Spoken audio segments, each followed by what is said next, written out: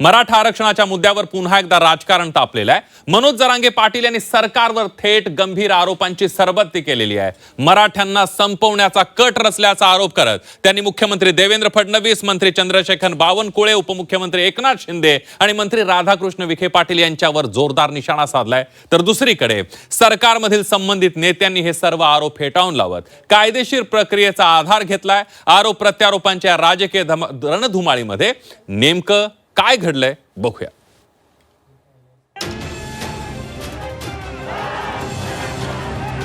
मराठा आरक्षणाच्या लढ्यात पुन्हा एकदा आरोप प्रत्यारोप सुरू झालेत। जरांगेंनी आरोपांची तलवार उपसली आणि सत्ताधाऱ्यांवर थेट निशाणा साधलाय।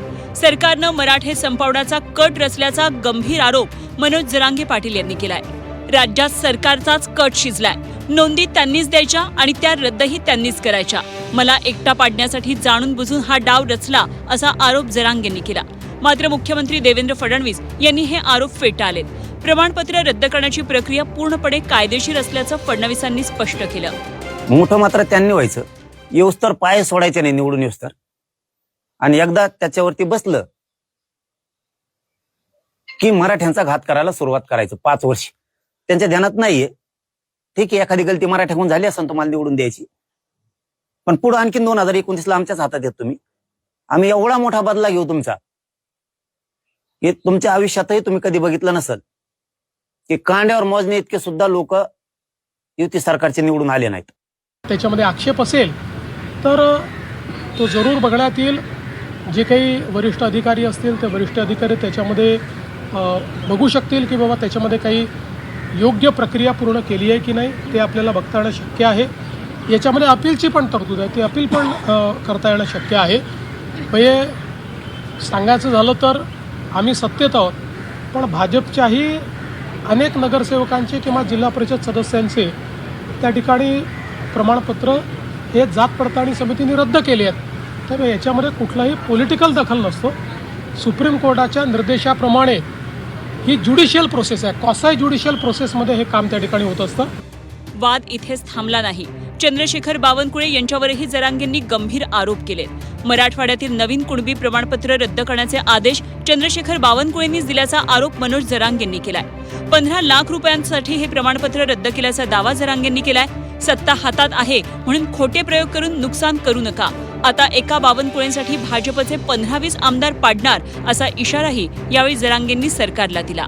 काय हे फडणवीस आणखीन लय नवाजायला लागलो तर फडणवीस साहेब तुम्हाला मराठी आम्हाला माहित नव्हतं तुम्ही 52 कोळ्याच्या हाताने आमच्यात कंट्रोल करता आणि तुम्ही एक 52 कोळ्या संपले जाण।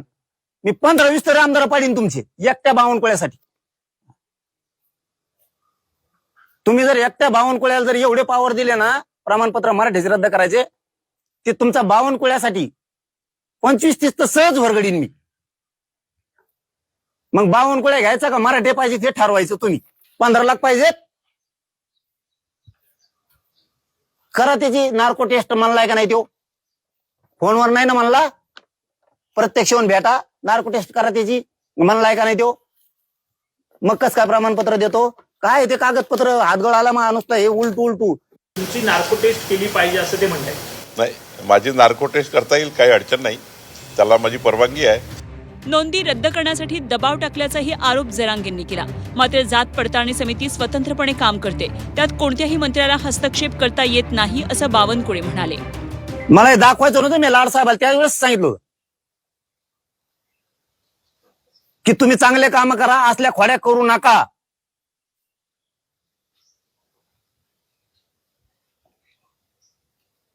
हे बावनकुळेंनी दिलेलं एंडोर्समेंट करून पत्र बीडच्या कलेक्टरला तात्काळ नोंदी रद्द करण्यात याव्यात। रद्द नाही होणार तर काय होणार? राजकीय दबावातून मराठा हो। अशा जात पडताळणी समितीच्या ज्या काही निर्णय आहे त्या निर्णयामध्ये बावनकुळे फोन करतात किंवा अजून कोणी मंत्री फोन करतात, हे काही म्हणणं योग्य ठरणार नाही। कधीही जात पडताळणी जे विभाग आहे तो विभाग स्वतंत्र, त्या ठिकाणी त्याचे न्यायिक अधिकार आहेत, त्या अधिकाराच्या मधात कुणीच जाऊ शकत नाही। मी जरी महसूल मंत्री म्हणून प्रयत्न केला तरी त्याला अर्थ राहत नाही, कारण कुणीच त्या ठिकाणी त्या विभागाचे लोक त्या प्रक्रियेमध्ये कुणालाही हस्तक्षेप करायचा अधिकार नाही।